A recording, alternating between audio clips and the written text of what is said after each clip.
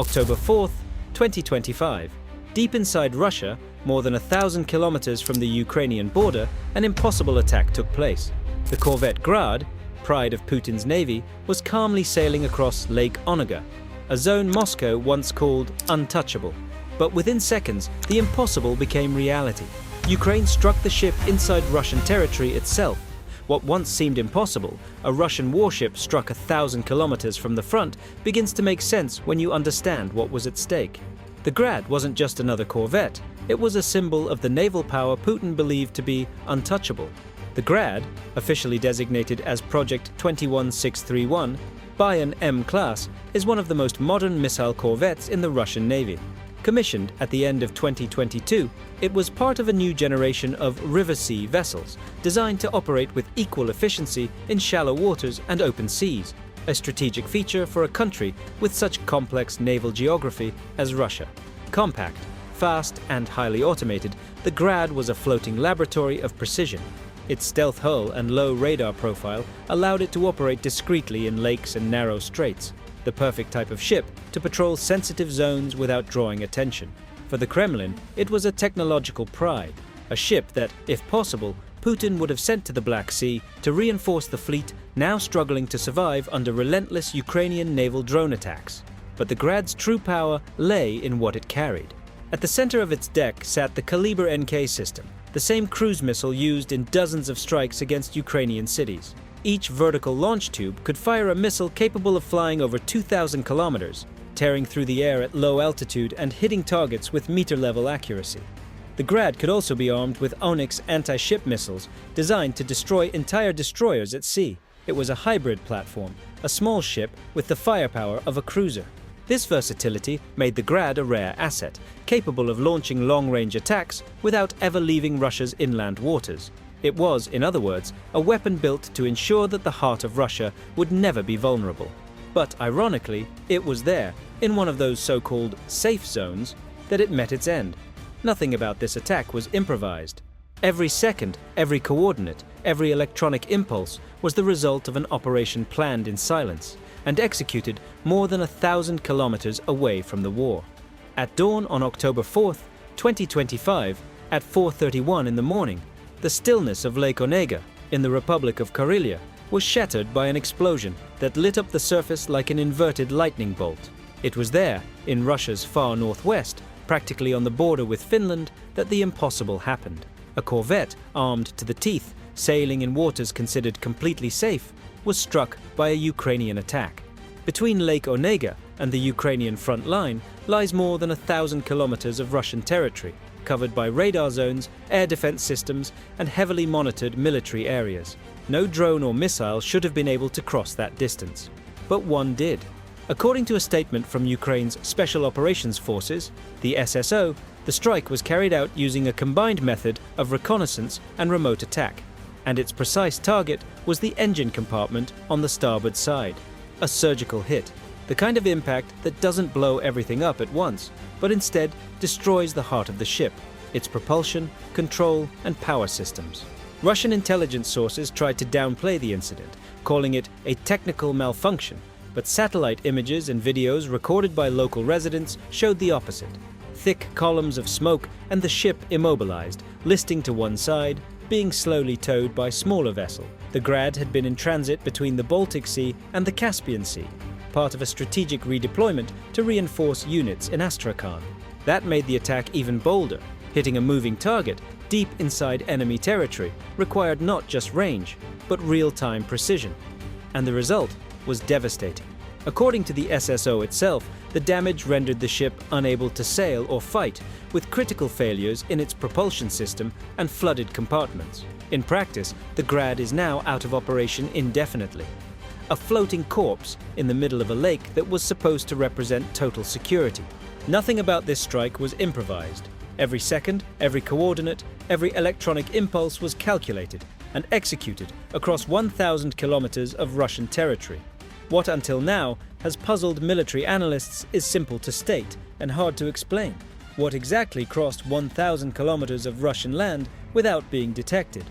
No radar logged it, no interceptor reacted, and even after the hit, Moscow could not identify with certainty the weapon used. The most likely hypothesis is that the strike was carried out with long-range attack drones, an area in which Ukraine has invested heavily over the past 2 years. These unmanned aircraft have stopped being mere reconnaissance tools and become strategic, deep penetration weapons capable of striking targets in the heart of Russia. Among the suspected models, the most mentioned is the UJ-26 Beaver, known in Ukrainian as Bober. This canard layout drone has a range of up to 1,000 kilometers and can carry an explosive payload of about 20 kilograms. It is light, fast, and extremely hard to detect on conventional radar, especially when flying at very low altitudes. The Beaver has already been used in previous strikes against Moscow, flying for hours across Russian territory and hitting targets with impressive precision. Its radar signature is so small that many Russian operators mistake it for a civilian airplane or even a large bird. But there is another candidate that may have participated in this mission: the Liutyi, nicknamed the Fierce. This drone is considered Ukraine's answer to the Shahed 136 used by Russia, only more advanced. With a range also exceeding 1,000 kilometers, the Liutyi carries a payload 3 times larger, about 75 kilograms of explosives, enough to punch a hole in the hull of a corvette like the Grad. In addition, it is equipped with combined navigation systems, which make it less vulnerable to electronic jamming. Its relatively low cost makes it possible to launch multiple units simultaneously, saturating defenses and increasing the probability of a hit. There is, however, a theory that, if confirmed, would change the game completely. Some analysts believe the strike could have been a field test of Long Neptune, an extended variant of the R-360 Neptune anti-ship missile developed after 2023. That new variant would have been adapted for long-range land strikes with an estimated range between 1,000 and 3,000 kilometers and combined precision guidance.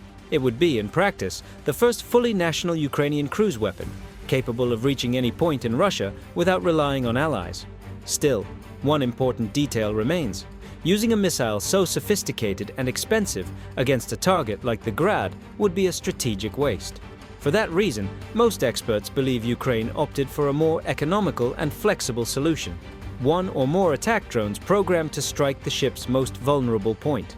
Whatever the weapon used, the message was the same: there is no longer any safe line inside Russia. The Lake Onega strike proved that any facility, base, or ship, no matter how remote it seems, can be reached. The strike on the corvette Grad was another calculated move in a campaign that has been unfolding for over a year.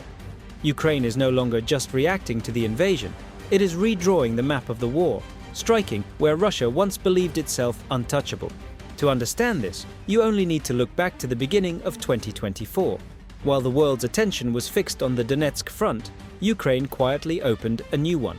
A series of coordinated attacks hit oil refineries in regions such as Ryazan, Nizhny Novgorod, and Tatarstan, all carried out with long-range drones very similar to those that likely struck the Grad. These attacks weren't just symbolic, they slashed Russia's refining capacity by up to 40%, forcing the Kremlin to reroute logistics, import fuel, and raise domestic gasoline prices. It was the modern equivalent of cutting off the blood that feeds the war machine. But the campaign didn't stop there. Ukraine began targeting the arteries of Russia's logistics network, hitting depots, river routes, and even vessels outside the Black Sea. One emblematic example was the strike on the cargo ship Port Olya 4 near the Caspian Sea in mid-2025.